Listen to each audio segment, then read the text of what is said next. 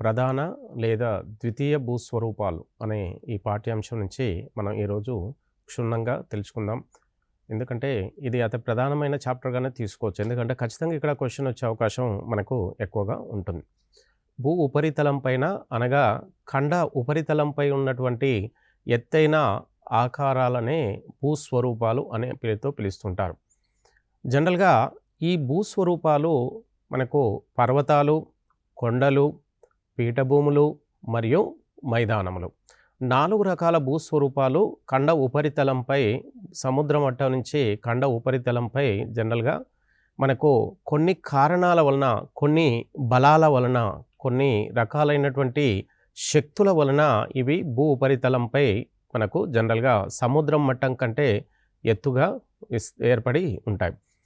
జనరల్గా ఈ భూస్వరూపాలు ఏర్పడడానికి అతి ప్రధాన కారణం తీసుకుంటే విరూపాకార బలాలు, తర్వాత రెండవది అత్యంత ప్రాధాన్యత సంతరించుకున్నటువంటి బలాలు బాహ్య ప్రకృతి బలాలు. అంటే భూమి అంతర్భాగంలో మనకు జనించే వివిధ రకాల బలాల వలన మనకు భూ ఉపరితలంలో భూస్వరూపాలు ఏర్పడుతుంటాయి. అదేవిధంగా భూమి అంతర్భాగం నుంచి ఊర్ధ్వముఖంగా పైకి లేచినటువంటి ఈ భూస్వరూపాలు అవి బాహ్య ప్రకృతి బలాల వలన వాటి యొక్క ఎత్తు తగ్గడం కానీ, వాటి యొక్క బాహ్య ప్రకృతి బలాల వలన మనకు మైదానాలు, పీఠభూములు కూడా ఏర్పడడానికి ఈ రకాలు బాగా దోహదం చేస్తుంటాయి. అంటే మనకు విరూపాకార బలాలు అనగా భూమి అంతర్భాగంలో మనకు వివిధ రకాల విపత్తులు అనేవి సహజంగా జరుగుతూ ఉంటాయి. ఈ విపత్తుల్లో జనరల్గా తీసుకుంటే మనకు భూకంపాలు మరియు లావా ఉద్భజ ప్రక్రియ ద్వారా కూడా మనకు కొన్ని రకాల పర్వతాలు ఏర్పడుతుంటాయి. అంటే volcanic eruption disaster and also earthquake disaster. By these two disaster on earth surface, so many different type of the landforms are the formed. ఆ భూమి అంతర్భాగంలో వచ్చే మనకు లావా విపత్తులు మరియు భూకంపాల ఫలితంగా భూ అంతర్భాగం నుంచి ఊర్ధ్వముఖంగా పైకి లేచినటువంటి మన పర్వతాలు, పీఠభూములు మరియు కొండలు, ఇవి ఈ భూస్వరూపాలు ఏర్పడడానికి విరూపాకార బలాలు అంటారు. అంతర్భాగంలో ఉన్నటువంటి వివిధ శక్తులని విరూపాకార బలాలు అంటారు. ఈ బాహ్య శక్తుల వలన మనకు ఈ భూ ఉపరితలంలో ఉన్నటువంటి ఈ భూస్వరూపాలు యొక్క ఎత్తు తగ్గడం, అవి మరొక ప్రాంతానికి ఒక స్థానచలనం చెందడం వలన మనకు వివిధ రకాల ఆకారాలు భూ ఉపరితలంపై ఏర్పడుతూ ఉంటాయి. భూ ఉపరితలంపై ముఖ్యంగా 4 రకాల భూస్వరూపాలు ఉంటాయి.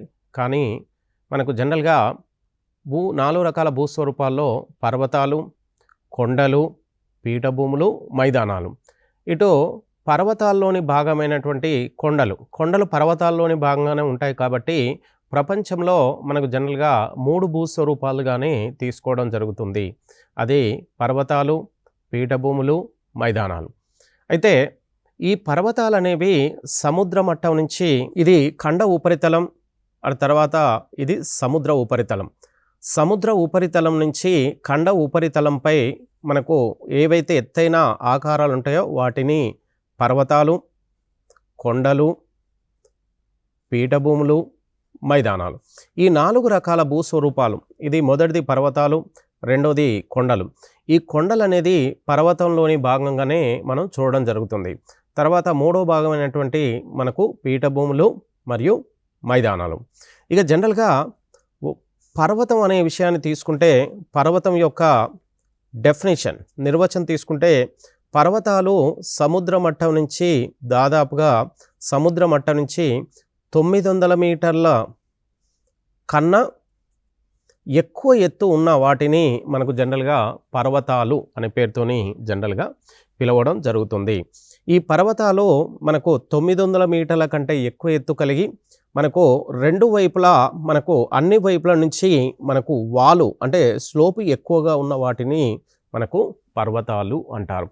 ఇక అదేవిధంగా ఈ పర్వతాలు కాకుండా హిల్స్ అంటే కొండలు, మౌంటైన్ తర్వాత కొండలు సముద్ర మట్టం నుంచి మనకు జనరల్గా 900 మీటర్లు లేదా అంతకన్నా తక్కువ, 900 మీటర్లు లేదా అంతకన్నా తక్కువ ఎత్తు ఉండి వాలు ఎక్కువ ఉన్న భూస్వరూపాన్ని మనకు కొండలు అనే పేరుతోని జనరల్గా పిలుస్తూ ఉంటారు. అటు తర్వాత పీఠభూములు. పీఠభూములు ఇవి దాదాపుగా ట్రెపీజియం ఆకారంలో ఉంటూ మనకు సముద్ర మట్టం నుంచి ఇవి 300 మీటర్ల కన్నా ఎక్కువ ఎత్తు కలిగి ఉంటాయి. అయితే ఈ పీఠభూములు మనకు రెండు వైపులా మనకు జెంటిల్ స్లోప్ అంటే వాలు తక్కువగా ఉండి అంతర్నిర్మాణంలో ఎక్కువగా రాతి నిర్మాణం కలిగి ఉంటుంది. Internal structure look like a rock layers అంటే అంతర్భాగంలో ఎక్కువగా రాతి నిర్మాణం కలిగి ఉండి ఈ రాతి నిర్మాణాల మధ్య అత్యధికంగా ఖనిజ నిల్వలు కలిగి ఉంటుంది. అదేవిధంగా మనకు టోపోగ్రఫీ ఉపరితలము కొంత ఎత్తు పల్లాలను కలిగి ఉంటుంది. ఇలా మనకు పీఠభూముల యొక్క ఆకారం అనేది సహజంగా ఉంటుంది. అదేవిధంగా మైదానాలు మనకు సహజంగా సముద్ర మట్టం నుంచి 150 మీటర్ల ఎత్తు వరకు ఉంటే వాటిని మైదానాలు. మైదాన అంతర్నిర్మాణము సన్నటి చూర్ణం లాంటి మట్టి చేత ఇది నిర్మాణం జరిగి ఉంటుంది. ఇక్కడ grind soil it will be composing అంటే మనకు జనరల్గా పర్వతాలు 900 కంటే ఎక్కువ ఎత్తును కలిగి ఉంటాయి. సముద్రం నుంచి కొండలు మనకు జనరల్గా 900 లేదా అంతకన్నా తక్కువ ఎత్తు ఉంటే వాటిని కొండలు అంటారు. పీఠభూములు అంటే ఇవి దాదాపుగా 300 మీటర్ల కంటే ఎక్కువ ఎత్తు కలిగి ఉంటే వాటిని పీఠభూమి. పీఠభూముల అంతర్నిర్మాణము ఎక్కువగా రాతి నిర్మాణం కలిగి ఉంటుంది. పీఠభూమి ఉపరితలము ఎక్కువ భాగము ఎత్తు పల్లాలతో అక్కడక్కడ మనకు చిన్న చిన్న కొండలు గుట్టలు లాంటివి మనకు దీని ఉపరితలం పైన ఉంటాయి. మైదానాలు సముద్ర మట్టం నుంచి 150 మీటర్ల ఎత్తు వరకు సాధారణంగా వీటి యొక్క ఎత్తు ఉంటుంది. ఈ మైదాన ప్రాంతము జనరల్గా పీఠభూమి ప్రాంతం నుంచి మనకు వివిధ నదులు మైదాన ప్రాంతంలోకి ప్రవహించడం వలన ఈ మైదానాలు మనకు సహజంగా జల అంతర్నిర్మాణంతో నిండి ఉంటుంది. అంటే దీని మెత్తటి మన్ని ఉండడం వలన నదులు ఈ ప్రాంతం గుండా ప్రవహించడం వలన మనకు గ్రౌండ్ వాటర్ ఎక్కువగా ఈ మైదాన ప్రాంతంలో నిల్వ ఉంటుంది. ఈ ప్రధాన భూస్వరూపాలైనటువంటి పర్వతాలు, పీఠభూములు, మైదానాలని ఈ మూడింటి నుంచి మనకు విపులంగా ఇప్పుడు తెలుసుకుందాం. ఒకటి పర్వతాలు. ఈ పర్వతాలను అధ్యయనం చేసే శాస్త్రాన్ని ఒరాలజీ అనే పేరుతోని పిలుస్తూ ఉంటారు. సైన్స్లో మనకు పర్వతాలను గురించి the study of the mountains is called orology అనే పేరుతోని జనరల్గా పిలుస్తుంటారు.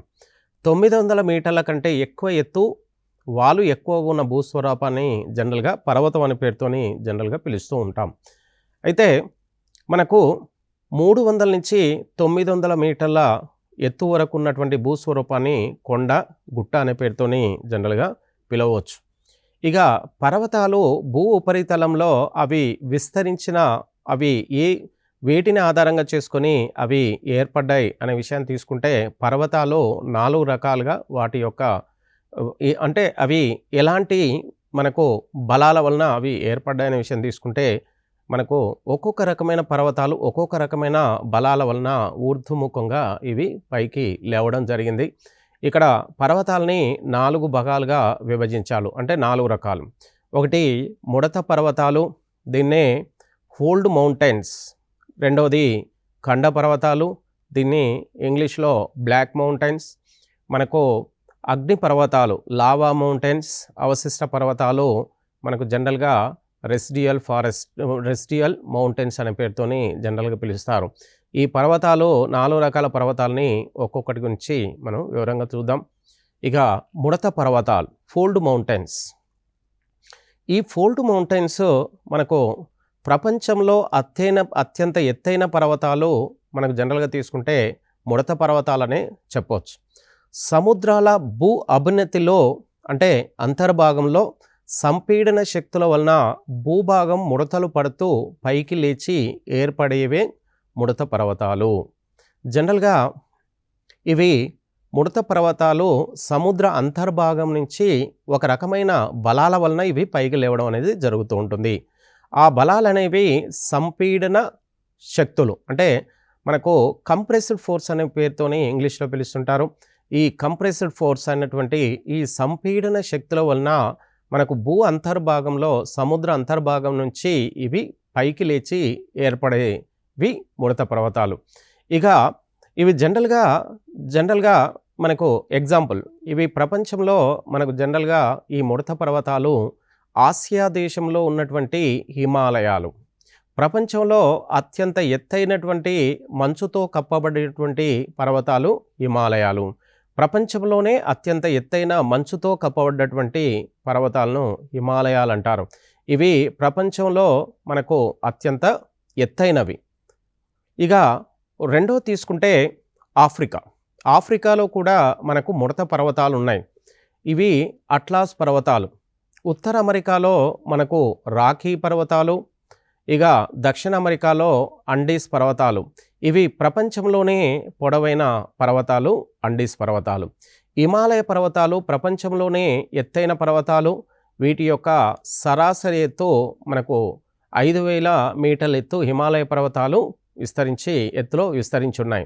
దక్షిణ అమెరికాలో ఉన్న అండీస్ పర్వతాలు ప్రపంచంలోనే అత్యంత పొడవైనటువంటి పర్వతాలుగా పేరు పొందాయి, అంటే పిలువబడుతూ ఉన్నాయి. ఇక మనకు జనరల్గా ఈ ముడత పర్వతాలు అనేవి మనకు హిమాలయ పర్వతాలు ప్రపంచము మనకు ఒక కొన్ని కోట్ల సంవత్సరాల క్రితము ప్రపంచము భూగోళం అనేది మధ్యన ఇప్పుడున్న 7 ఖండాలు ఒకే ఖండంగా ఉండేది. అది పేంజియా ఖండం అనేవారు. పేంజియా ఖండానికి చుట్టూ ఒక మహాసముద్రం ఉండేది. అప్పుడు దాన్ని పాంతలెస్సా మహాసముద్రం. ఈ పాంతలెస్సా మహాసముద్రం ఈలోని కొంత జలభాగము ఈ పేంజియా ఖండ అంతర్భాగంలోకి ఈ విధంగా చొచ్చుకుపోబడినటువంటి ఈ జలభాగాన్ని మనకు టేతిస్ సముద్రం అనే పేరుతోని జనరల్గా పిలిచేవారు. టేతిస్ సముద్రానికి ఉత్తరాన ఉన్న ఈ భాగాన్ని మనకు లారెన్షియా భూభాగం అని, కింది ఉన్న ఈ భూభాగాన్ని గోండ్వానా భూభాగం అనే పేరుతోని జనరల్గా సహజంగా పిలుస్తూ ఉన్నారు. అయితే ఈ గోండ్వానా భూభాగంలో అప్పటికే మన పూర్వకాలం నుంచే దక్షిణ భారతదేశం ఒక భాగంగా ఉండేది. అంటే దక్షిణ భారతదేశం గోండ్వానా భూభాగంలో ఒక భాగంగా ఉండేది. అటు తర్వాత మనకు ఉత్తర భారతదేశం టేతిస్ సముద్ర అంతర్భాగంలో గుండా ఊర్ధ్వముఖంగా పైకి లేవడం జరిగింది. దాంట్లోని భాగంగానే మనకు హిమాలయ పర్వతాలు మనకు టేతిస్ సముద్ర అంతర్భాగం నుంచి సంపీడన బలాల ఫలితంగా ఊర్ధ్వముఖంగా మనకు ఈ హిమాలయాలు అనేవి పైకి లేవడం జరిగింది.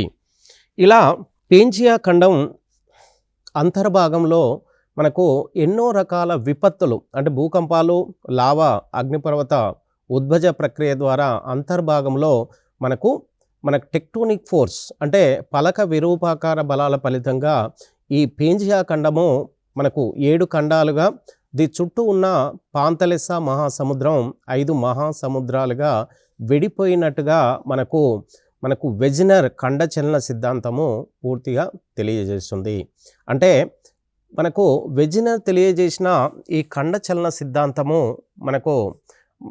ద్వారా మనకు భూ ఉపరితలంలో సహజంగా 3 రకాల భూస్వరూపాలు ఉంటాయి. ఒకటి ప్రాథమిక భూస్వరూపాలు, రెండోది ద్వితీయ భూస్వరూపాలు, మరియు మూడోది తృతీయ భూస్వరూపాలు. అంటే మనం ద్వితీయ భూస్వరూపాల గురించి ప్రస్తుతం తెలుసుకోవడం జరుగుతుంది. ఈ మొదటి భూస్వరూపం అయినటువంటి ప్రాథమిక భూస్వరూపం, ద్వితీయ భూస్వరూపాలు మనకు జనరల్గా ఇక్కడ మనకు సిలబస్లో ఇవ్వలేదు. అయితే ప్రాథమిక భూస్వరూపాలు అయినటువంటి మనకు 7 ఖండాలు, 5 మహాసముద్రాలు. అంటే వెజినర్ ఖండచలన సిద్ధాంతం ద్వారా ఈ పేంజియా ఖండము 7 ఖండాలుగా 5 మహాసముద్రాలుగా విడిపోయి భూ ఉపరితలంలో ఇలా విడిపోయిన ఈ ఎత్తైన విడిపోయిన ఈ ఖండాలని ప్రాథమిక భూస్వరూపాలు అంటారు. అంటే మనకు జనరల్గా లారెన్షియా భూభాగంలో 3 ఖండాలు, మనకు గోండ్వానా భూభాగంలో 4 ఖండాలు, ఇలా 3, 4, 7 ఖండాలు కలిసి మనకు ఈ పేంజియా ఖండం విడిపోయి మనకు ప్రాథమిక భూస్వరూపాలు సముద్ర మట్ట నుంచి మనకు ఉపరితలంలో ఇలా పైకి లేవబడ్డ వీటిని ప్రాథమిక భూస్వరూపాలుగా పిలవడం జరుగుతుంది. ప్రాథమిక భూస్వరూపాలని 7 ఖండాల ఉపరితలం, అంటే ఈ 7 ఖండాలకు మనకు తీరంలో ఉన్నటువంటి ఈ మహాసముద్రంకి పైన ఈ ఖండాలపై ఉన్నటువంటి ఈ భూస్వరూపాలనే మనకు ద్వితీయ భూస్వరూపాలుగా చెప్పడం జరుగుతుంది. ఇలా ఖండాల ఉపరితలంపై ఉన్నటువంటి ఈ ద్వితీయ భూస్వరూపాల్లో మనకు పర్వతాలు, మనకు పీఠభూములు, మైదానాలు ప్రాథమిక భూస్వరూపాలుగా, ద్వితీయ భూస్వరూపాలుగా చెప్పడం అనేది జరుగుతూ ఉంటుంది.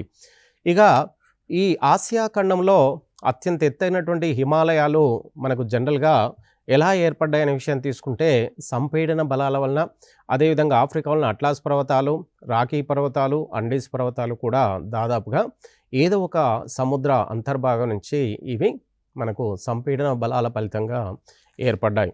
ఇక రెండో తీసుకుంటే ఖండ పర్వతాలు.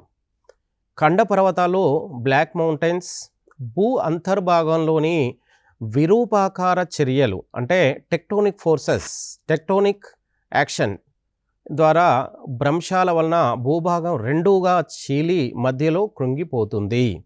అంటే భూమి అంతర్భాగంలో మనకు జనరల్గా విరూపాకార చర్యలు అంటే మనకు ఎన్నో రకాల బలాలు భూ అంతర్నిర్మాణం, భూ అంతర్భాగంలో మనకు జనించి, ఈ బలాలు జనించడానికి కారణం తీసుకుంటే భూ ఉపరితలం నుంచి భూ కేంద్రం వైపుకు వెళ్ళే కొద్దీ మనకు ఉష్ణోగ్రత, పీడనము, సాంద్రత అనే 3 అంశాలు సాధారణంగా పెరుగుతూ ఉంటాయి. ఈ 3 అంశాలు అంతర్భాగంలో పెరగడం ఫలితంగా మనకు అంతర్భాగంలో ఎన్నో రకాల మార్పులు అనేవి జరుగుతుంటాయి. ఆ మార్పుల ఫలితంగా మనకు విరూపాకార బలాలనే ఒక రకమైన బలాలు ఏర్పడుతుంటాయి. ఈ బలాల ఫలితంగా సంపీడన బలాలు, మనకు తలతన్యత బలాలంటే మరికొన్ని బలాలు ఏర్పడడం ఫలితంగా మనకు జనరల్గా భూస్వరూపాలు ఏర్పడతాయి. ఇక ప్రధానంగా ఖండ పర్వతాలు ఏర్పడడానికి మనకు విరూపాకార చర్యలు ఇవి ఇందులోని తలతన్యత బలాల వలన మనకు ఖండ పర్వతాలు ఏర్పడుతున్నట్టుగా మనకు జనరల్గా సాధారణంగా తెలుసుకోవడం జరుగుతుంది. అయితే ఇలా విరూపాకార చర్యల బలాల వలన భ్రంశాల వలన భూభాగం రెండుగా చీలి ఏదైతే ఒక భాగం ఉంటుందో, అయితే భ్రంశాల వలన మనకు ఏదైనా ఒక ప్రాంతం విరూపాకార చర్యల వలన మనకు ఏదో ఒక భూభాగము, 2 భాగాలు భూభాగాల్లో మనకు ఏదో ఒక భాగము లోపలికి కృంగిపోయి మనకు ఏర్పడేదాన్ని మనకు ఖండ పర్వత. ఇలా కృంగిపోవడం వలన మనకు ఏర్పడ్డ దీన్ని మనకు పగులు లోయ అంటారు. లోపలికి కృంగిపోయిన దాన్ని పగులు లోయ అనే పేరుతోని జనరల్గా పిలుస్తుంటారు.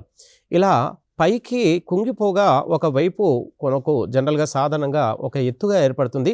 దీన్ని భ్రంశోద్దిత శిలా విన్యాసము అనే పేరుతోని జనరల్గా పిలుస్తుంటారు. ఈ కృంగిపోయిన ఈ లోయ భాగాన్ని మనకు జనరల్గా పగులు లోయ, మనకు రిఫ్ట్ వ్యాలీ అనే పేరుతోని సహజంగా పిలుస్తూ ఉంటారు. ఏర్పడే ఖండ పర్వతాలు మనకు ప్రపంచంలో తీసుకుంటే వివిధ దేశాల్లో, వివిధ ఖండాల్లో కూడా మనకు ఈ ఖండ పర్వతాలు అనేవి ఏర్పడి ఉన్నాయి. ఇక ఈ ఖండ పర్వతాలు భారతదేశంలో మనకు మధ్య భారతదేశంలో మధ్యప్రదేశ్ రాష్ట్రంలో వింధ్య సత్పురా పర్వతాల మధ్యన గుండా మనకు నర్మదా నది పశ్చిమ వైపు ప్రవహిస్తూ ఉంటుంది. ఇలా ప్రవహించే ఈ నది మనకు వింధ్య సత్పురాల మధ్య మనకు ఒక లోయ ఏర్పడింది. ఈ లోయని మనకు నర్మదా పగులు లోయ అంటే మనకు ఈ వింధ్య సత్పురా పర్వతాలకు, వింధ్యాకు దక్షిణాన ఉన్నటువంటి ఈ భూభాగము భూమి లోపలికి కృంగిపోవడం వలన మనకు మరొక వైపు వింధ్యా పర్వతాలు ఏర్పడ్డాయి. ఇలా ఏర్పడ్డ వింధ్యా పర్వతాలని జనరల్గా ఖండ పర్వతాలుగా పిలవడం జరుగుతుంది. ఖండ పర్వతాలకు దక్షిణాన ఉన్నటువంటి ఈ పగులు లోయను నర్మదా పగులు లోయ అనే పేరుతోనే జనరల్గా పిలుస్తూ ఉన్నారు. ఈ నర్మదా పగులు లోయ గుండా మనకు నర్మదా నది ప్రవహిస్తుంది కాబట్టి దీన్ని నర్మదా పగులు లోయ అనే పేరుతోనే పిలుస్తూ ఉన్నారు.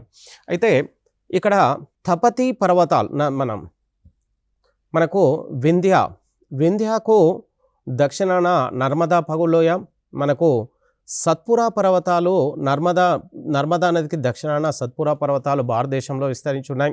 ఈ సత్పురా పర్వతాలకు దక్షిణాన మనకు మరొక పగులు లోయ ఏర్పడింది.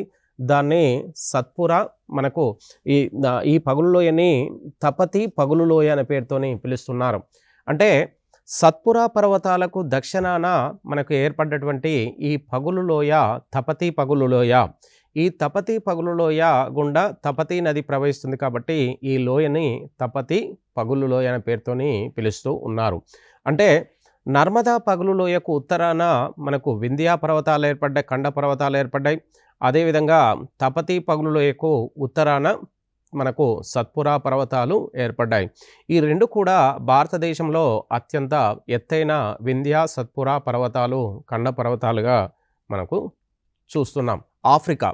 ఆఫ్రికాలో మరో రకమైన పర్వతాలున్నాయి. డ్రాకెన్బర్గ్ పర్వతాలు. ఇవి మనకు దక్షిణాఫ్రికాలో అత్యంత ప్రధానమైనవిగా చెప్పుకోవచ్చు. ఇక తర్వాత ఫ్రాన్స్లో కూడా మనకు ఈ ఖండ పర్వతాలు బ్లాక్ ఫారెస్ట్ అనే పేరుతోని ఇక్కడ కూడా ఈ ఖండ పర్వతాలు ఏర్పడ్డాయి. ఖండ పర్వతాలలో కిందికి కృంగిపోయిన భాగాన్ని గ్రెబెల్ అంటారు. అంటే పగులు లోయ. ఏవైతే ఇప్పుడు నర్మదా నదికి దక్షిణాన ఏదైతే లోయ ఉందో దాన్ని నర్మదా పగులు లోయ అంటారు. ఈ పగులు లోయని అంటే కుంగిపోయిన ఆ భాగాన్ని గ్రెబెల్ అనే పేరుతోని సహజంగా జాగ్రఫీలో చూపిస్తూ ఉంటారు. అదేవిధంగా కుంగిపోయిన భాగానికి ఏదో ఒక వైపున మనకు ఎత్తైన పర్వతాలు ఏర్పడతాయి. అలా ఎత్తైన ఆ భాగాన్ని భ్రంశోద్దిక శిలా విన్యాసము అని పేరుతోని జనరల్గా పిలుస్తున్నారు. అంటే మనకు ఎత్తుగా ఉన్నటువంటి ఈ ఖండ పర్వతాలను భ్రంశోద్దిత శిలా విన్యాసం అనే పేరుతోని జనరల్గా పిలుస్తూ ఉంటారు. అంటే లోయనేమో గ్రెబెల్ అని, మన ఎత్తుగా ఏర్పడ్డ పర్వతాన్ని భ్రంశోదిత శిలా విన్యాసాలు అనే పేరుతోని జనరల్గా పిలుస్తుంటారు. ఇక మూడవ పర్వతాలు మనకు అగ్ని పర్వతాలు. అంటే భూ అంతర్భాగంలో లావా అనబడే శిలా ద్రవము భూ ఉపరితలానికి ప్రవహించి ఘనీభవించి ఎత్తు ఎక్కువ పర్వతాలుగా ఏర్పడతాయి. జనరల్గా మనకు భూమి అంతర్భాగంలో మనకు ఎన్నో రకాల విరూపాకార బలాలు అనేది పనిచేస్తూ ఉంటాయి. ఈ అంతర్భాగంలో మనకు భూమి లోపలికి వెళ్ళే కొద్దీ మనకు ఉష్ణోగ్రత, పీడనం అనే అంశాలు పెరగడం ఫలితంగా అంతర్భాగంలో ఎక్కడైతే మనకు మెత్తటి శిలల ప్రాంతంలో ఉంటాయో ఆ శిలా ప్రాంతము మనకు శిలా ద్రవంగా ఏర్పడి ఆ శిలా ద్రవాన్ని మనకు జనరల్గా ఈ శిలాద్రవము ఊర్ధ్వముఖంగా ఉపరితలంలోకి వచ్చి అది లావాగా మన ఉపరితలంలో లావాగా ఏర్పడి ఆ ఉపరితలంలో లావా చల్లబడి అక్కడ ఎత్తైన పర్వతాలుగా లావా అనేది తయారవుతుంది.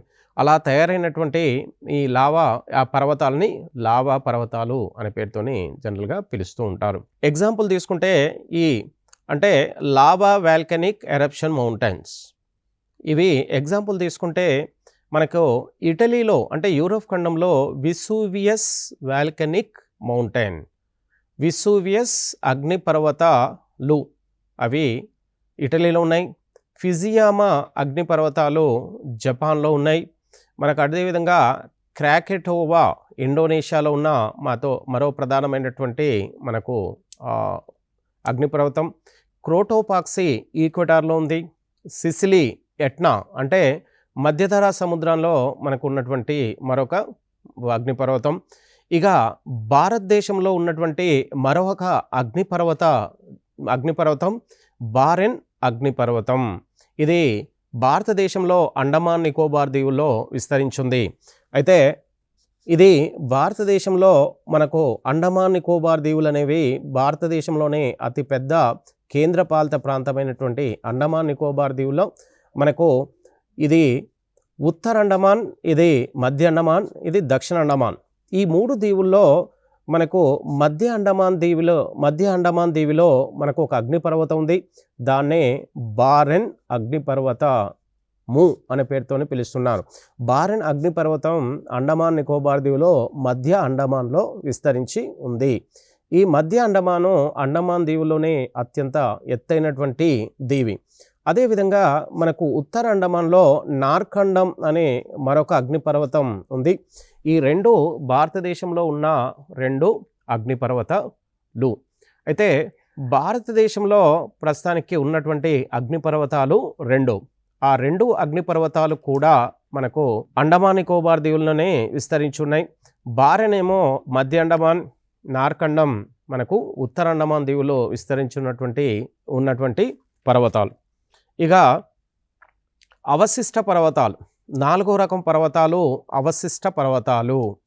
ఎన్నో మిలియన్ల సంవత్సరాల క్రితం ఎత్తు ఎక్కువగా ఉన్న పర్వతాలు వికోసీకరణం చెందగా మిగిలిన పర్వతాలను అవశిష్ట పర్వతాలు లేదా పరిశిష్ట పర్వతాలుగా పిలువబడుతున్నాయి. అంటే మనకు కొన్ని మిలియన్ల సంవత్సరాలు అంటే కొన్ని లక్షల సంవత్సరాల క్రితము భూ ఉపరితలంపై ఎత్తుగా ఉన్నటువంటి పర్వతాలు. ఈ పర్వతాలు మనకు సాధారణంగా బాహ్య శక్తులైనటువంటి ఉష్ణోగ్రత, వర్షపాతం, వరదలు, మనకు పవనాలు, గాలి వంటి బాహ్య శక్తుల చేత ఆ పర్వతాల యొక్క ఉపరితలము మనకు సహజంగా క్రమానుగంగా వికోశీకరణం చెంది శైథిల్యం చెందగా మనకు మిగిలినటువంటి పర్వతాలను అవశిష్ట పర్వతాలు అనే పేరుతోని జనరల్గా పిలుస్తున్నారు. అంటే బాహ్య శక్తుల ద్వారా మనకు వీటి పర్వతాల యొక్క ఎత్తు తగ్గి ఓసారివి కొండల ఎత్తు వరకు కూడా మన ఎత్తు తగ్గడం అనేది సహజంగా జరుగుతుంది. ఇక ఎగ్జాంపుల్ తీసుకుంటే భారతదేశంలో మనకు అవశిష్ట పర్వతాలు ఆరావళి పర్వతాలు. ఇవి భారతదేశంలో అతి ప్రాచీనమైన పర్వతాలు. చూడండి, ఇక్కడ ప్రపంచంలో అత్యంత ఎత్తైనటువంటి పర్వతాలు హిమాలయ పర్వతాలు. ప్రపంచంలో అత్యంత ఎత్తైనవి హిమాలయ పర్వతాలు. అదేవిధంగా ప్రపంచంలో అత్యంత నవీనమైన పర్వతాలు ఆరావళి పర్వతాలు. అదేవిధంగా భారతదేశంలో ఎత్తైనవి మరియు మనకు యంగెస్ట్ అంటే నవీనమైనవి హిమాలయ పర్వతాలు. అదేవిధంగా భారతదేశంలో ఎత్తైనవి మరియు ఓల్డెస్ట్ అంటే పురాతనమైన పర్వతాలు మనకు ఆరావళి పర్వతాలు. ఆరావళి పర్వతాలు భారతదేశంలో ఎత్తైనవి, పురాతనమైనవి. అదేవిధంగా మనకు ముడత పర్వతాలని కూడా ఆరావళి పర్వతాలని పిలుస్తూ ఉంటారు. అయితే ఉత్తర అమెరికాలో కూడా ఈ అవశిష్ట పర్వతాలని వాటిని అపలేచియన్ పర్వతాలు అనే పేరుతోని జనరల్గా పిలుస్తూ ఉంటారు. ఇక యూరోప్లో కూడా యురల్ పర్వతాలు. ఇవి మనకు యూరప్ ఖండంలో మనకు తూర్పు భాగాన మనకు ఆసియా, యూరప్ దేశాల మధ్య విస్తరించున్నటువంటి పర్వతాలు యురల్ పర్వతాలు. పీఠభూమి అంచుల్లో ఉండే పర్వతాలు ఖండ పర్వతాలు. జనరల్గా పీఠభూముల అంచులో ఉండే పర్వతాలని ఖండ పర్వతాలుగా పిలుస్తూ ఉంటారు. ఇక సముద్ర మట్టానికి సుమారుగా 300 మీటర్ల ఎత్తు వరకున్న భూస్వరూపాన్ని పీఠభూమి అంటారు. అంటే సముద్ర మట్టం నుంచి మనకు 300 మీటర్ల ఎత్తు వరకు ఉన్న భూస్వరూపాన్ని పీఠభూమిగా పిలవడం అనేది జరుగుతుంది. ఇక పీఠభూములు జనరల్గా సహజంగా 3 రకాలు. అవి ఏర్పడిన విధానము, వాటి పరిసర ప్రాంతంలో ఉన్నటువంటి భూస్వరూపాలను బట్టి మనకు అవి 3 రకాలుగా మనం చూడవచ్చు. ఇక పర్వతాంతర పీఠభూమి 3 పీఠభూమిలో ఒకటి పర్వతాంతర పీఠభూమి, రెండవది పర్వత పాద పీఠభూమి, మూడవది ఖండాంతర పీఠభూమి. పర్వత పీఠభూమి గురించి మనం క్షుణ్ణంగా చూద్దాం. పర్వతాంతర పీఠభూమి. పర్వతాంతర పీఠభూమి అంటే మనకు చుట్టూ పర్వతాలుండి మధ్యలో ఏదైతే పీఠభూమి ఉంటుందో దాన్ని పర్వతాంతర పీఠభూమి. పర్వతాలతో ఏర్పడి పర్వతాల మధ్యలో పరివేష్టితమై ఉన్న వాటిని పర్వతాంతర పీఠభూమి అనే పేరుతోని జనరల్గా పిలుస్తుంటారు. ఇక చుట్టూ పర్వతాలుండి మధ్యలో మనకు కొంత ఎత్తులో మధ్యలో ఉన్నటువంటి ఈ లోయలాగా ఉన్నటువంటి ఈ ప్రాంతాన్ని మనకు పర్వతాంతర పీఠభూమి అనే పేరుతోని జనరల్గా పిలుస్తూ ఉంటారు. చుట్టూ పర్వతాలు అంటే కొంత కొండలు గుట్టలతో కూడా అక్కడక్కడ కొంత ఈ పర్వతాలు మనకు ఒక సిరీస్గా ఒక శ్రేణిలాగా ఈ పీఠభూమి అనేది ఏర్పడుతూ ఉంటుంది. ప్రపంచంలో అత్యంత ఎత్తైనటువంటి పీఠభూములు పర్వతాంతర పీఠభూములు. జనరల్గా చుట్టూ పర్వతాలు పరివేష్టితమై ఉంటాయి. చుట్టూ దాదాపుగా ఎక్కువ పర్వతాలుండి మనకు మధ్యలో కొంత లోయలాగా ఉన్న ఈ పీఠభూమిని ఉన్న ఈ భూభాగాన్ని పీఠభూమి అనే పేరుతోని జనరల్గా పిలుస్తుంటారు. ఈ పర్వతాంతర పీఠభూమికి ఎగ్జాంపుల్ ఉదాహరణ తీసుకుంటే టిబెట్ పీఠభూమి. మనకు ప్రపంచంలోనే అత్యంత ఎత్తైనటువంటి పీఠభూమి మనకు టిబెట్ పీఠభూమి. ఇది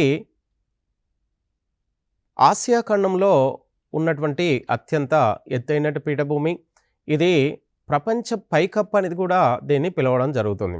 ఎందుకంటే ప్రపంచంలో ఎత్తైనది కాబట్టి దీన్ని ప్రపంచాన్ని మొత్తం కప్పి ఉంచడంత కప్పి ఉంచగలిగేటువంటి మన ఎత్తులో ఉంటుంది కాబట్టి దీన్ని ప్రపంచ పైకప్పు అనే పేరుతోని కూడా పిలుస్తూ ఉంటారు. అంటే రూఫ్ ఆఫ్ ది వరల్డ్ అనే పేరుతోని జనరల్గా దీన్ని పిలుస్తున్నారు. ఇక రెండవ ఉదాహరణ మంగోలియా పీఠభూమి. ఈ మంగోలియా పీఠభూమి మనకు ఆసియాలో ఉంది. ఈ మంగోలియా పీఠభూమి సాధారణంగా ఆసియా ఖండంలో ఇటు మంగోలియా దేశంలో విస్తరించి ఉన్నటువంటి పీఠభూమి. ఈ పీఠభూమి మనకు జనరల్గా మనకు ఈ ప్రాంతంలో మంగోలియా ఎడారి కూడా ఉంది. ఈ ఎడారికి దగ్గరలో ఉంటుంది.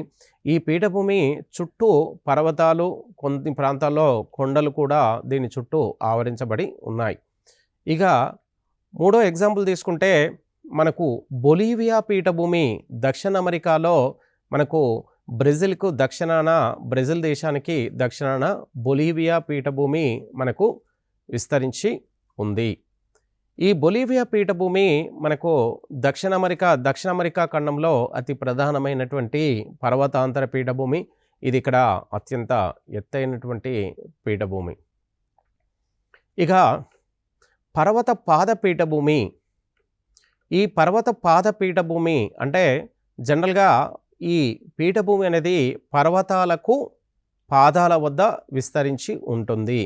పీఠభూమి పర్వత పాదాల చెంత ఏర్పడి ఒక ప్రక్కకు పర్వతం, మరొక ప్రక్కకు సముద్రము లేదా మైదానము విస్తరించి ఉంటాయి. అంటే సపోజ్ ఇది ఒక పీఠభూమి. ఈ పీఠభూమికి ఒకవైపు అంటే కుడివైపే కావచ్చు, ఎడమవైపు కావచ్చు, ఒకవైపు పర్వతాలు, మరొక వైపు మనకు జనరల్గా ఏదైనా ఒక మైదానము లేదా లేదా ఒక సముద్రం కానీ మైదానం కానీ ఆవరించబడి ఉంటే దాన్ని పర్వత పాద పీఠభూమిగా చెప్పడం జరుగుతుంది. అంటే ఖచ్చితంగా ఏదో ఒకటి, అంటే ఒకవైపు పర్వతం, దాన్ని పాదాల వద్ద మనకు పీఠభూమి ఉంటుంది. అటు తర్వాత దాన్ని ఆనుకొని, అంటే ఈ పీఠభూమిని ఆనుకొని సముద్రం ఉండొచ్చు, మహాసముద్రం ఉండొచ్చు, లేదంటే ఒక మైదానం కూడా మనకు దీనికి ఉండే అవకాశం ఉంటుంది. ఎగ్జాంపుల్ ఉదాహరణ తీసుకుంటే మనకు ఉత్తర అమెరికా ఖండంలో అపలేచియన్ పీఠభూమిని మనకు జనరల్గా మనకు పర్వత పాద పీఠభూమికి అతి ప్రధానమైన ఉదాహరణగా చెప్పవచ్చు.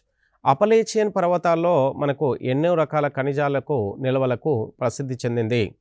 ఇక పెటగోనియా పీఠభూమి మనకు దక్షిణ అమెరికా ఖండంలో ఇది పెటగోనియా పీఠభూమి మనకు జనరల్గా విస్తరించి ఉంది. ఇది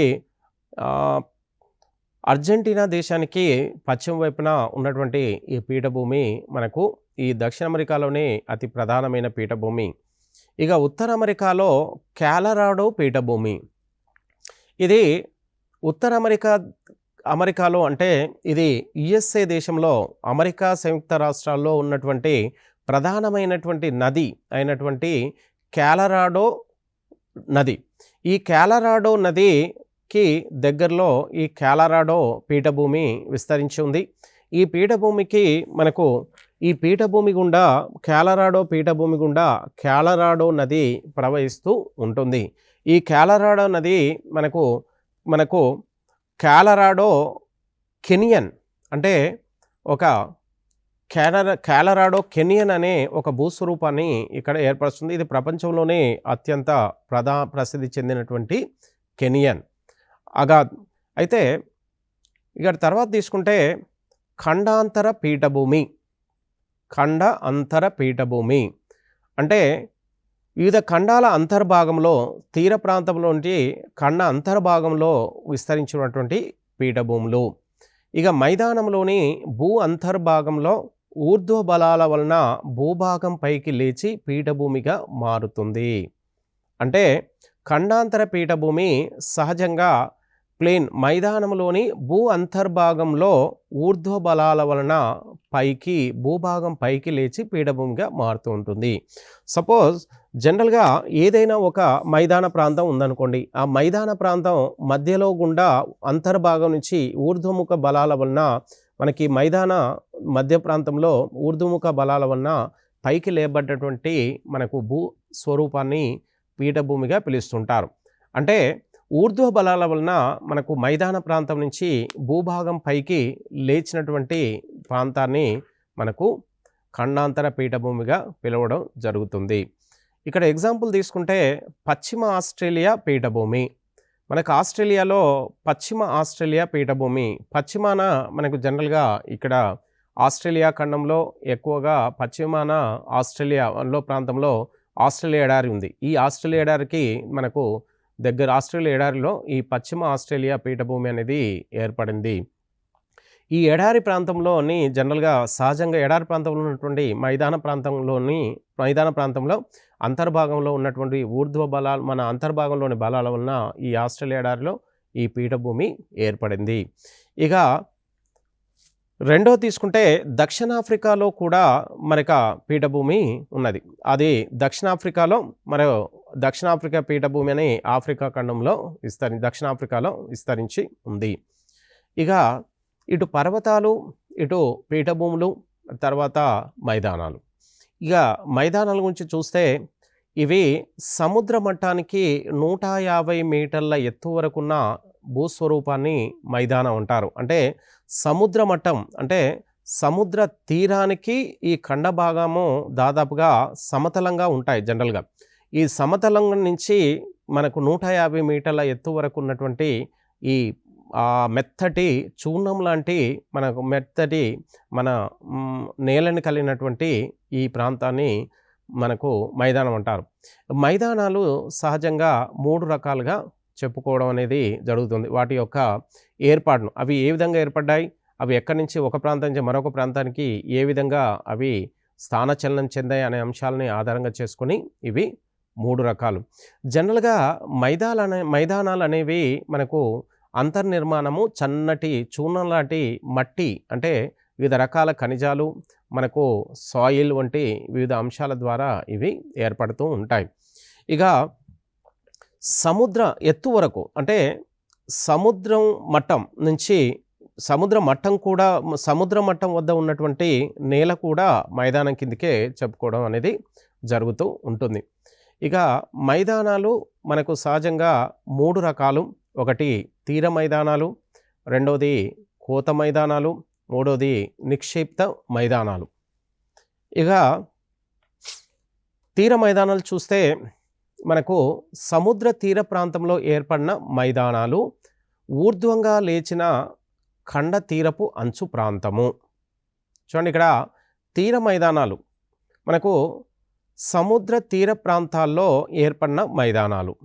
ఈ మైదానాలు ఊర్ధ్వంగా లేచిన ఖండ తీరపు అంచు ప్రాంతం. అంటే తీర ప్రాంతంలో కొన్ని రకాలైనటువంటి బలాలు ఊర్ధ్వంగా పనిచేయడం వలన జనరల్గా తీర మైదానాలు జనరల్గా సహజంగా ఏర్పడుతూ ఉంటాయి. అయితే మనకి ఎగ్జాంపుల్ తీసుకుంటే నెదర్లాండ్స్లో అనే దేశంలో మనకు నెదర్లాండ్ మైదానం, భారతదేశంలో తూర్పు పశ్చిమ తీర మైదానాలు. ఇక మూడోది తీసుకుంటే డెన్మార్క్ మైదానం, 3 అతి ప్రధానమైనది. ఇక తర్వాత తీసుకుంటే మనకు తీర మైదానాలు. భారతదేశంలో తీర ప్రాంతము 6100 కిలోమీటర్ల కలిగినటువంటి భారత తీర మైదానంలో భారత తీరరేఖ పొడవు 6100 కిలోమీటర్ల పొడవు కలిగి ఉంది. ఈ తీరరేఖ వెంబటి మనకు పశ్చిమ తీర మైదానాలు, తూర్పు తీర మైదానాలని 2 రకాల మైదానాలు ఉన్నాయి. ఇది తూర్పు తీర మైదానము, ఇది పశ్చిమ తీర మైదానం. ఈ తూర్పు తీర మైదానాలు మనకు సహజంగా పశ్చిమం, తూర్పు తీర మైదానాలు. అయితే పశ్చిమ తీర మైదానము అరేబియా సముద్రంతో తీరాన్ని కలిగి ఉంది. తూర్పు తీర మైదానము బంగాళాఖాతంతో తీరాన్ని కలిగి ఉంది. ఈ పశ్చిమ తీర మైదానంలో మనకు సహజంగా గుజరాత్ తీర మైదానము కతియావార్ తీర మైదానం, మనకు మహారాష్ట్ర తీర మైదానాన్ని కొంకణి తీర మైదానం, గోవా తీర మైదానాన్ని గోవా తీర మైదానం, కర్ణాటక తీర మైదానాన్ని మనకు కెనరా తీర మైదానం, మనకు కేరళ తీర మైదానాన్ని మలబార్ తీర మైదానం అని, ఇటు వెస్ట్ బెంగాల్ తీర మైదానాన్ని మనం వంగాల్ తీర మైదానం, ఒరిస్సా తీర మైదానాన్ని ఉత్కల్ తీర మైదానం, ఆంధ్రప్రదేశ్ తీర మైదానాన్ని సర్కార్ తీర మైదానం, ఇటు తమిళనాడు తీర మైదానాన్ని కోరమండల్ తీర మైదానం వంటి వివిధ పేర్లతో ఈ తీర మైదానంలో మనకు పిలవడం జరుగుతుంది. ఈ తీర మైదానంలో అన్నీ కూడా మనకు ఈ ఈ తీరంలో ఉన్నటువంటి అంచెమ్మటి ఉన్నటువంటి కొన్ని రకాల ఊర్ధ్వ బలాల వలన ఇవి ఈ ఖండ తీర ప్రాంతం అనేది ఊర్ధ్వముఖంగా పైకి లేవడం అనేది జరగడం జరిగింది.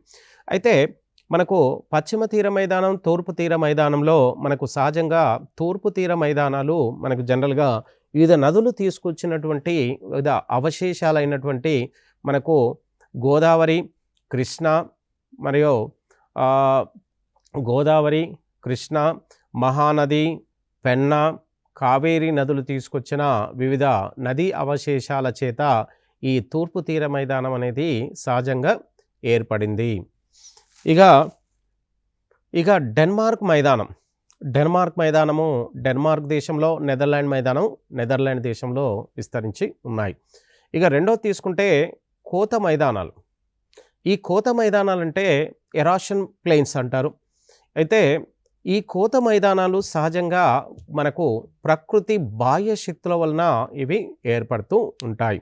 అయితే ఏదైనా ఒక ఎత్తైన ప్రాంతంలో మనకు వర్షం కానీ మనకు హిమనదాల చేత వర్షపు నీరు లేదా హిమనదాల చేత ఎత్తైన పర్వత ప్రాంతాల నుంచి మనకి ఎత్తైన పర్వత ప్రాంతాలను శైథిల్యం చెంది అవి శైథిల్యం చెందిన అవశేషాలు మనకు నీటితో పాటు మనకు పల్ల ప్రాంతంలోకి మనకు ప్రవహిస్తూ మనకు ఈ పల్ల ప్రాంతంలో అవి స్థిరీకరించబడగా ఏర్పడినటువంటి మైదానాలే మనకు అది మన ఎత్తైన ప్రాంతాల నుంచి పల్ల ప్రాంతంలోకి ప్రవహించే క్రమంలో అవి ఎక్కడి నుంచి అయితే ఆ అవశేషాలు నీటితో పాటు వస్తున్నాయో ఆ ప్రాంతాలలో అవి మనకు ఆ జల ప్రవాహ వేగానికి ఆ ప్రాంతంలో అవి ఉపరితల ప్రాంతము కోతకు గురై అవి నీటితో పాటు మనకు పల్ల ప్రాంతంలోకి ప్రవహిస్తూ సముద్రంలోకి ప్రవేశిస్తూ ఉంటాయి.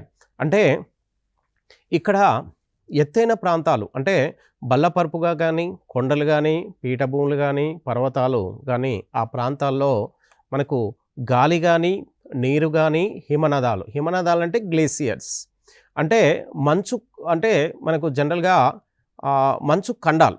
అంటే నది ఏదైనా ఒక మన జనరల్గా హిమ ప్రాంతం ఉందనుకోండి, అందులో మనకు కొన్ని నీటి లోపల అక్కడక్కడ మనకు హిమఖండాలు అంటే మంచు అనేది తేలియాడుతుంది. అవి మనకు కొన్ని ప్రాంతాలని అవి తాకి మంచు ఖండాలను వివిధ పక్కలో రెండు వైపులో ఉన్నటువంటి ప్రాంతాలను తాకి ఆ రెండు ప్రాంతాలని మన శైథిల్యం చెందిస్తుంటుంది. అలా శైథిల్యం చెందించగా ఏర్పడినటువంటి అవశేషాలు. అదేవిధంగా నీరు కూడా ఏదైనా ఎత్తైన ప్రాంతంలో వర్షపు నీరు కానీ జనరల్గా జలపాతాల ద్వారా కానీ మనకు ఆ ప్రాంతంలో మనకు కిందికి దొర్లుకుంటూ రావడం ఫలితంగా ఎక్కడైతే నీరు ప్రవాహం అనేది దొర్లుకుంటూ వస్తుందో ఆ ప్రాంతంలో మనకు ఒక గుంతలాగా ఏర్పడుతుంది.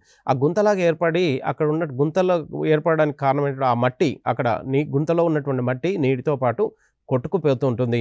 గాలి కూడా వేగానికి మనకు ఉపరితలం ఉన్న మట్టి కానీ దుమ్ము ధూళి అంతా కూడా అవన్నీ కలిపి మనకు గాలి దుమ్ము ద్వారా వచ్చినటువంటి అవశేషాలన్నీ అవి గాలి ద్వారా కానీ, నీటి ద్వారా కానీ, హిమనదాల ద్వారా కానీ వివిధ అవశేషాలు ఒక ప్రాంతం నుంచి మరొక ప్రాంతానికి మనకు స్థానచలనం చెందుతుంది. ఎక్కడి నుంచి అది ఊర్ధ్వముఖంగా అవి శైథిల్యం చెందాయో అవి ఆ ప్రాంతంలో మనకు కోత మైదానాలు ఏర్పడుతూ ఉంటాయి.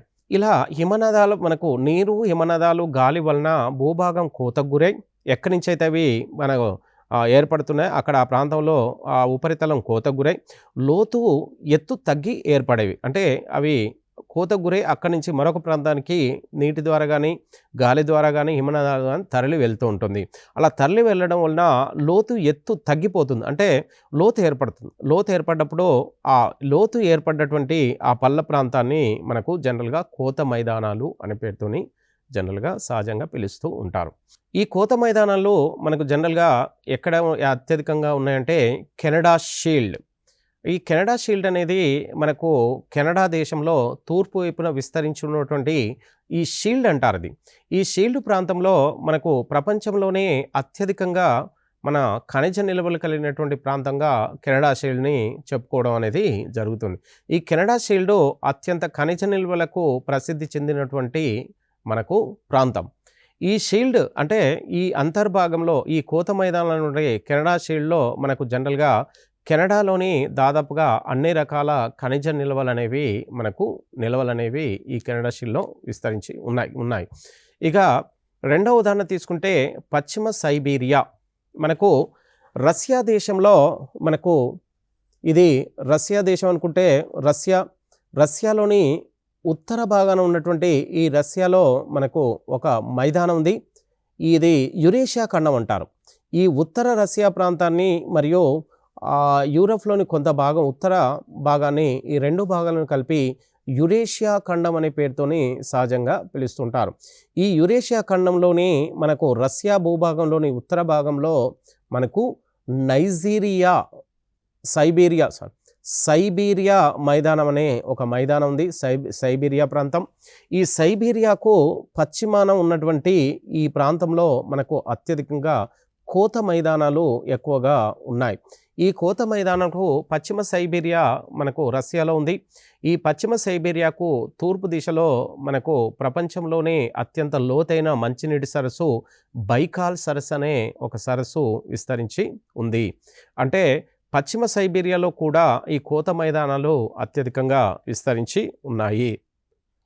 ఈ పశ్చిమ సైబీరియాలో ఎక్కువగా ఉపరితల ప్రాంతము ఎక్కువగా మంచుతో కప్పబడి ఉండడం వలన ఇక్కడ మనకు ఎక్కువగా హిమనాదాల వలన ఇక్కడ ఈ కోత మైదానాలు ఏర్పడుతూ ఉంటాయి.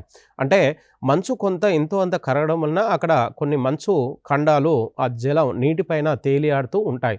వాటి ఫలితంగా ఈ సైబీరియా ప్రాంతంలో మనకు పరిసర ప్రాంతంలో ఇక్కడ ఈ కోత మైదానాలు అనేవి ఏర్పడుతూ ఉంటాయి. ఇక మూడోది నిక్షేపిత మైదానాలు. ఏదైతే ప్రాంతాలు ఎత్తైన ప్రాంతంలో వర్షపు నీరు ద్వారా కానీ హిమనాదాల ద్వారా కానీ గాలి ద్వారా కానీ ఏవైతే ఈ బాహ్య శక్తుల వలన ఉపరితల ప్రాంతం కోతకు గురి కావడం వలన ఏర్పడే కోత మైదానాల నుంచి ఏవైతే అవశేషాలు మనకు నీటితో పాటు కానీ గాలి ద్వారా కానీ హిమనాదాల ద్వారా అవి మరొక ప్రాంతంలోకి స్థానచలనం చెందుతూ ఉంటాయి. ఇలా ఒక ప్రాంతం నుంచి మరొక ప్రాంతంలోకి స్థానచలనం చెందినటువంటి ఈ అవశేషాలు మనకు ఒక ప్రాంతం నుంచి మరొక ప్రాంతంలోకి అవి నిక్షేపితమవుతాయి. అలా నిక్షేపితమైనటువంటి నిక్షేపిత మైదానాలు జనరల్గా కోత మైదానాలు బాహ్య శక్తుల వలన ఏదైతే ఉపరితలం కోతకు గురవుతుందో ఆ ఉపరితలం కోతకు గురైన అవశేషాలు మరొక ప్రాంతంలో అవి నిక్షేపితమవుతాయి. దేని ద్వారా? జలం ద్వారా, అంటే నీటి ద్వారా అవశేషాలు కొట్టుకుపోయి మరొక ప్రాంతంలో అవి స్థిరీకరించబడితే అవి జల నిక్షేపిత మైదానాలు. గాలి ద్వారా కూడా అవి మరొక ప్రాంతంలో మనకు అవశేషాలు నిక్షేపితమవుతాయి కాబట్టి గాలి నిక్షేపిత మైదానాలు. హిమనదాల నిక్షేపిత మైదానాలు అంటే ఈ మూడు బాహ్య శక్తుల వలన మనకి ఏవైతే మన కోతకు గురైన అవశేషాలు ఏవైతే ఉంటాయో అవి మరొక ప్రాంతంలోకి స్థిరీకరించబడితే వాటిని నిక్షేపిత మైదానాలు అంటారు. ఇక ప్రపంచంలో అతిపెద్ద నదీ మైదానం గంగా నది మైదానం. ఇక ప్రపంచంలోనే అతి పెద్ద మైదానము గంగా సింధు బ్రహ్మపుత్ర మైదానం. ఈ గంగా సింధు బ్రహ్మపుత్ర మైదానంలో మనకు ఈ ప్రపంచంలోనే అతి పెద్ద మైదానము. ఇది 7.5 లక్షల చదరపు కిలోమీటర్ల విస్తీర్ణం కలిగినటువంటి మైదానం.